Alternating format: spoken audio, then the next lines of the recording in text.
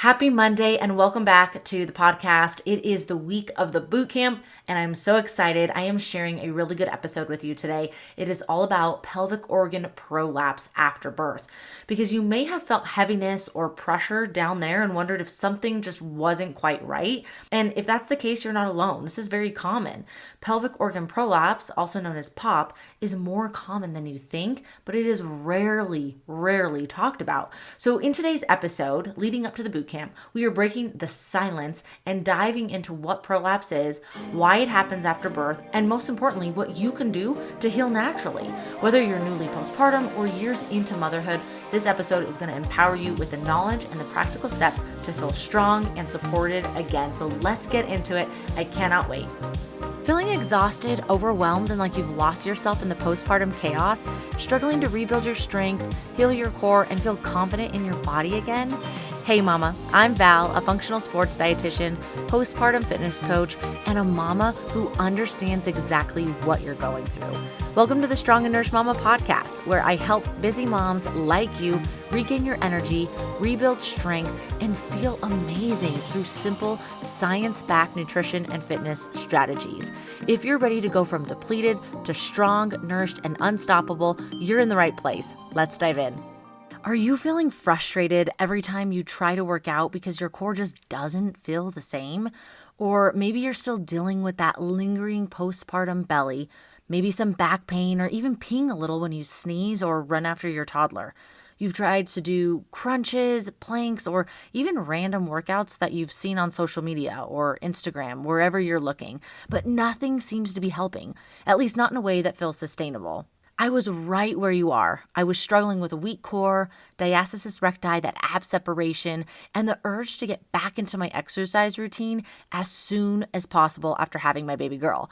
But every time I pushed myself too hard or did the wrong exercises, I felt even worse. I knew there had to be a better way. That's why I created the Restore Your Core Bootcamp. It's a completely free 45-minute session where I'll walk you through exactly what's happening with your core and pelvic floor postpartum, and what you can do to start rebuilding your strength the right way. No guessing, no frustration, just clear, practical steps to help you feel stronger and more confident in your body again. This session is happening on April 16th at 12 p.m. Mountain Time. And to sign up, go to wellnessbyval.com/bootcamp and save your spot today. If you can't make it live, that's okay because I will be sending you the recording along with the resources. So be sure to go to wellnessbyval.com/bootcamp for the free 45-minute Restore Your Core Bootcamp. If you are tired of feeling stuck and want real guidance to actually restore your core, I invite you to join me for this free bootcamp. Your strong, confident, and empowered self is waiting. Let's do this together.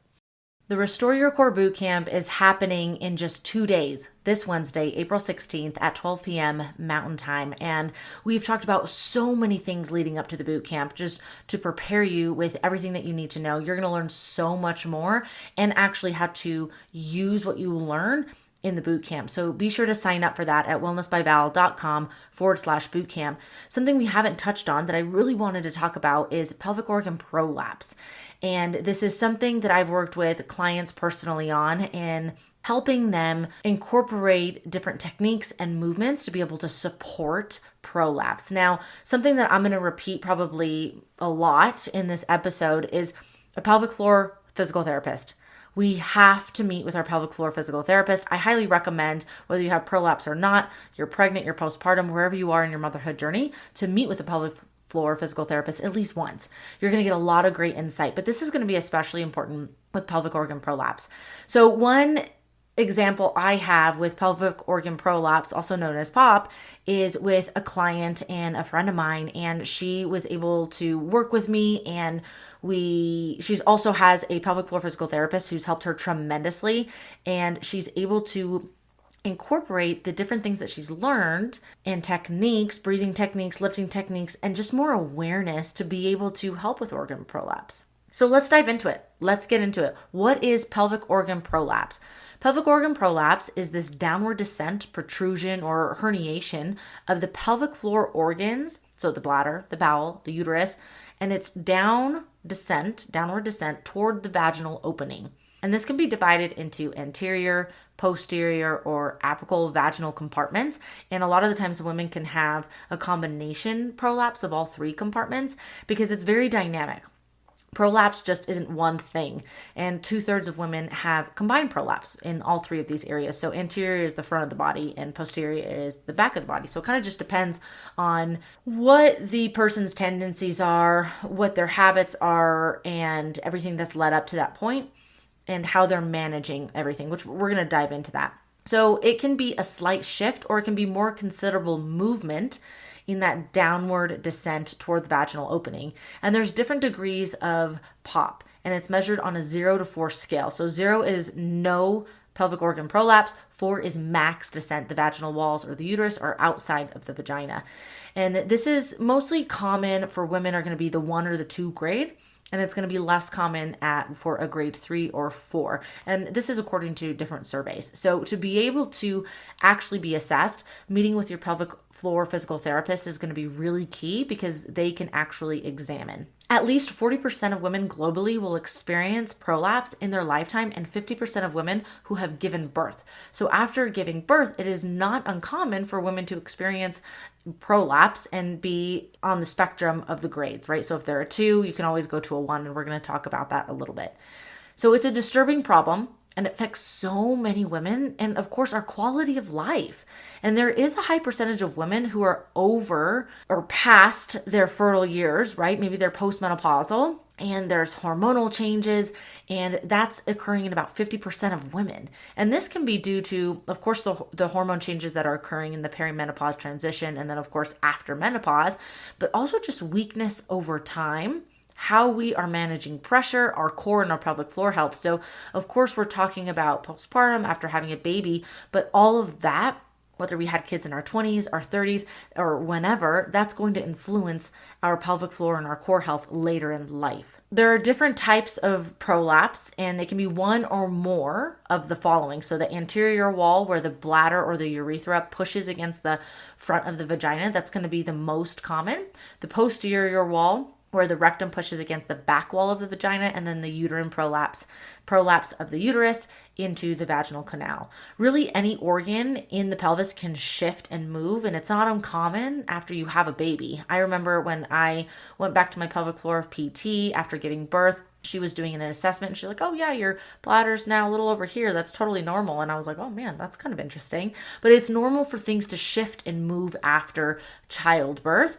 And of course, with pelvic organ prolapse, it's going to change. And so again, many women may experience prolapse in all three of these compartments or these areas. As we have mentioned many times in the previous episodes, pregnancy, labor, birth, they're going to contribute to our pelvic floor and, of course, weakness, especially depending on how we are giving birth, how we're holding tension throughout our pregnancy, how we're holding our toddler.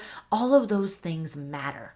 So let's really talk about common myths about prolapse.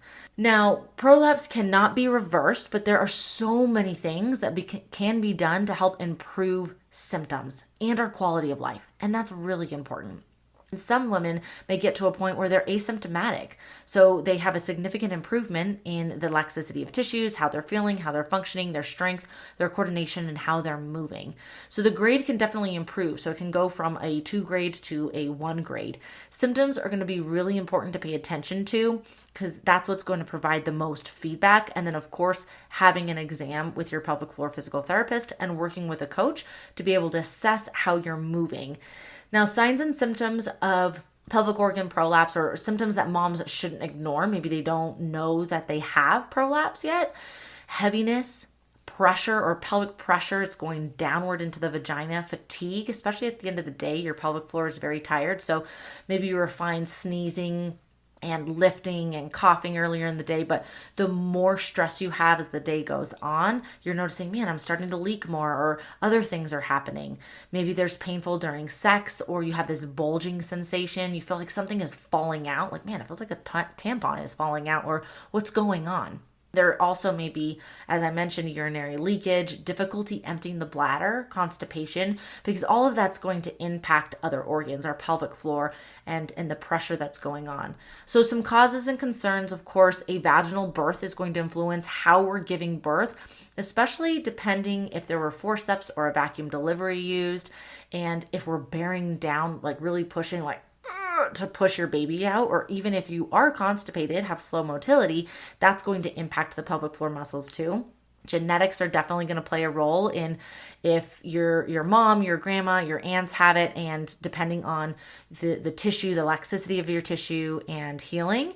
Pressure management is huge. So it really goes back to just that bearing down. So a lot of women who, not everyone, but a lot of women who experience prolapse, they may be more prone to bearing down when they're laughing, they're sneezing, they're lifting weights, or maybe they have a history of constipation, because that bearing down is really going to put a lot of pressure on the pelvic floor, and that can influence prolapse too. Hormonal shifts. So as we get into that perimenopausal transition and then postmenopausal, when we lose estrogen, that can definitely affect the strength of our tissues and the laxicity. And then of course, heavy lifting and exercise. So if we are lifting and we're not doing it in an appropriate position, and we're bearing down, we're not breathing adequately, we're not using our core and our pelvic floor together, we're not using that strength, that can definitely lead to prolapse, again, organs on the downward descent into the vagina. So what can we do? How can we heal pelvic organ prolapse naturally? We have to start with breath work and posture. So that diaphragmatic belly breathing, relaxation, that connection with the diaphragm, the core, the pelvic floor, being able to contract and relax, TVA activation, that transverse abdominis activation, your stability breath, especially when you are lifting. So we really dive into this in the bootcamp on Wednesday. We're going to really talk about practicing diaphragmatic breathing, which can be really hard for most women to do, and most people to do really. And then how can we transition from diaphragmatic breathing, from relaxation, to contraction with the TVA and stability breathing? Because stability breathing is going to be how you can breathe into your lats, maintain and control intra-abdominal pressure so that you don't have that downward pressure into the vagina with the pelvic floor, and you're able to lift, exercise, and do functional movements without any of those symptoms. We also have to talk about pelvic floor strengthening when appropriate, because when appropriate, meaning if you're already really, really tight and strong, we may need to focus on the opposite of relaxation. Some women need to do a combination. And so that's going to be key, and really getting assessed by your pelvic floor PT will be important. The role of nutrition does impact, of course, every single tissue because of hydration. Our muscles, our tissue needs water, so we have to be hydrated. Fiber is going to be really important because that's going to help, especially if you are having slow motility, constipation, incomplete evacuation, and you are bearing down. And that fiber is going to be really key, incorporating more plant foods, or maybe even supplemental fiber, which you would want to talk one-on-one with a dietitian. Or if you are working with me, that's something that we can incorporate, because there's so many different types, and they're going to be appropriate for different types of situations. And then, of course, anti-inflammatory foods, because they're going to have nutrients and phytochemicals that are going to support healing. And that's going to be really important, especially after we have a baby. And then we can dive into daily habits that are going to help support you if we have prolapse. And that's going to be proper lifting techniques.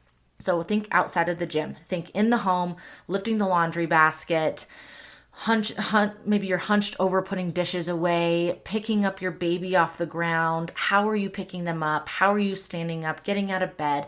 All of these different positions of your activities of daily living matter. And so if we're not paying attention to that and how we're controlling intra-abdominal pressure and using the core and the pelvic floor, that can make symptoms for prolapse worse. We also want to avoid straining. So if you're noticing, okay, I am on the constipated side, I'm a little slow on the motility, do I have a squatty potty? Do I have the supportive tools? Am I getting enough fiber? Am I getting enough water to avoid the straining, of course, in the bathroom? But then also think straining of just during stressful situations, working out. Where are you holding that tension? And if you are bearing down, how can we move away from that. So awareness is really key. And then we want to be able to engage the core correctly. All of these things we're going to be talking about in the bootcamp. So again, go to wellnessbyval.com/bootcamp because that will really help you put all of these things into practice so you can actually understand what they mean. There are some tools and intervention. Pessary is a device that fits into the vagina to provide more structural support, and this may be recommended by your pelvic floor physical therapist. And it can be a great option for not only activities of daily living, but it can really support exercise, especially if you are going into heavier lifting and you're noticing these symptoms. Now, Brianna Battles is where I got my certification in pregnancy and postpartum athleticism. And she describes the pessary as a sports bra for the pelvic floor. So when you think of it that way, it's like, oh yeah, that makes sense. Like I wouldn't go work out without a sports bra. That doesn't sound fun. But the pessary is going to be that sports bra for the pelvic floor, kind of holding everything up where it needs to be. Surgery may be desired, especially if you're at a grade 3 or 4 after you've done rehab, things aren't changing, things aren't working. That's something to really talk about with your pelvic floor physical therapist. If you are pregnant, especially if you are pregnant with your second babe, you've had prolapse in the past, you definitely want to be assessed by a pelvic floor physical therapist, and especially postpartum if you're experiencing any of those symptoms. So the heaviness, the pelvic pressure, fatigue, painful sex, bulging sensation, feeling like something is falling out, urinary leakage, constipation, all of that is related to the pelvic floor. And your pelvic floor physical therapist is going to be so helpful for that. So what are some safe and effective exercise for prolapse recovery? What do we want to do? What do we do about this? We have to first become aware of our own body, our own tendencies, and movement education. How am I holding myself? How am I breathing? How am I lifting things up around the house, my baby, and how does that influence those symptoms? And then especially movement education. Instead of just going down into a squat, like, hey, just go do some back squats, 5 sets of 10, let's really focus on incorporating our movement, our breath, and making sure we're doing everything in a great position for posture, for breathing, of course, so you don't hurt yourself, you can actually build strength, but also to minimize those symptoms. And we don't want to make that pressure, that downward descent of the pelvic organs into the vagina worse. Please understand that there's not a one size fits all for any core pelvic floor symptoms. It's highly individualized depending on what you're feeling, what you're experiencing, what you've been practicing. But some things that we can really incorporate first and foremost are those breathing techniques. And then we can dive into some movement patterns, thinking about how we're moving and how we are managing our pressure. So not only when exercising, but when you're laughing, coughing, how are you managing pressure? Are you bearing down? Are you not bearing down? Are you holding tension in the glutes? So again, if you're over contracting the glutes and shifting the hips forward, you're hanging out on the spine, your banana back, then that's not going to be good for the pelvic floor either. We want to make sure we're in good position in and out of the gym. Because if we are over contracting in the pelvic floor or the glutes, that's going to send pressure downward, making prolapse symptoms worse. So just with every other type of exercise program, you have progressive overload. You're doing the same thing with your core and your pelvic floor work. You start where you are, you start with the foundation, something easy, and you build over time. You build on top of that. Some really good exercises, of course, for the core and pelvic floor, we're going to dive into that in the boot camp, but you can really get a lot of information from breathing, your pelvic position, and you want to make sure that you're feeling safe in that position so you're not experiencing any of those symptoms. And your deadlifts and your back squats can be really great practices to incorporate. These exercises will be great to be able to understand because they're very functional, meaning you're going to be doing a deadlift, a hinge, or some type of squat in your everyday life. Like sitting down on the toilet and standing back up, that is a squat. Lifting up the laundry basket, that is a deadlift. And so how do we move in those positions? For your deadlifts, a wider position may feel less safe because you're going to have more downward pressure of the pelvic floor into the vagina. So you may need a narrow stance. So instead of a sumo squat, you may need to bring the feet beneath the hips. And then using your breath as you move. So you inhale down as you go down to pick up the weight. You exhale as you stand up and extend. Back squats, very similar. You exhale in the full range of motion, and we can add in some benches, boxes, stationary chairs to be able to either fully sit down or tap the butt on the bench and then stand up so you're not going too low to put too much pressure downward. And then especially as we add weight, how we're controlling that intra-abdominal pressure is really, really going to matter.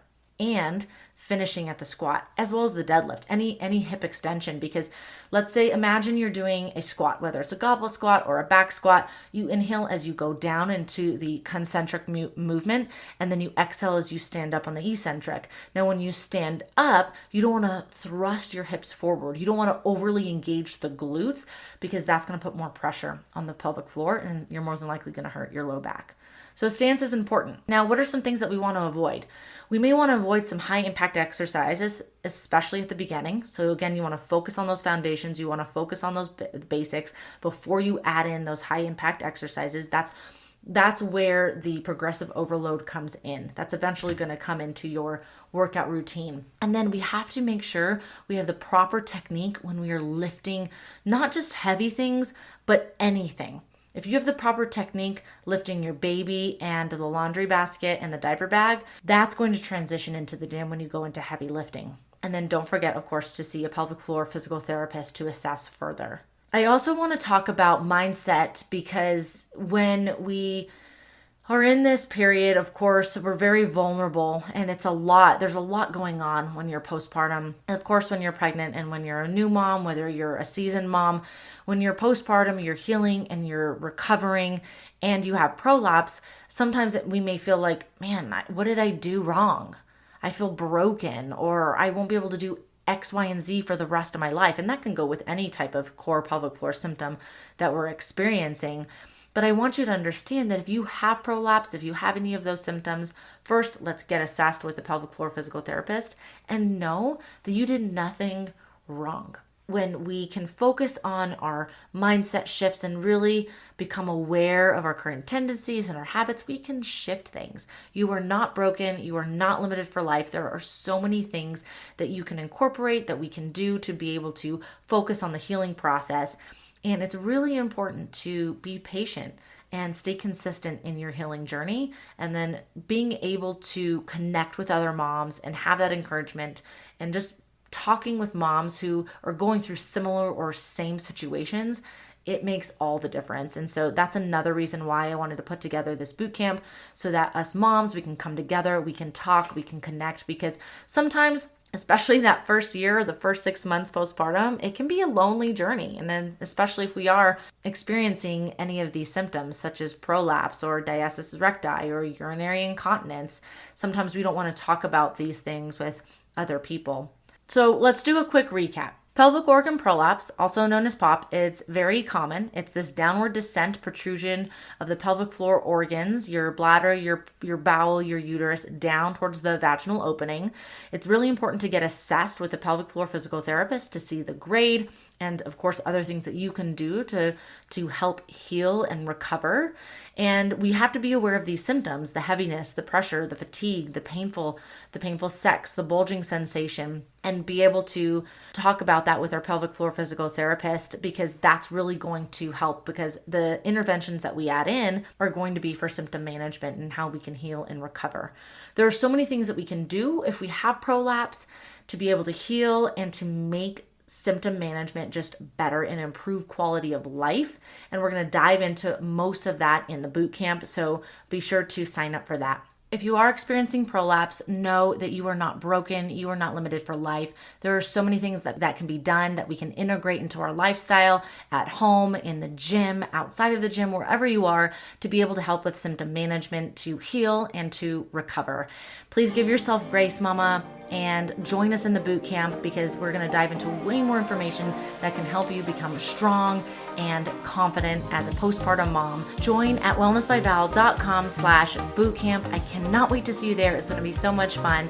I really hope you enjoyed today's episode, and don't forget, stay strong, stay nourished, mama. See you next time. Hey mama, I hope you loved today's episode. If it resonated with you, would you please take 30 seconds to share it with another mom, a mom who's looking to make healthy eating and exercise easier, because we need that. And if you haven't yet, I would be so grateful if you could leave a quick review on Apple Podcasts. It truly means the world to me, and helps the show reach more amazing moms like you.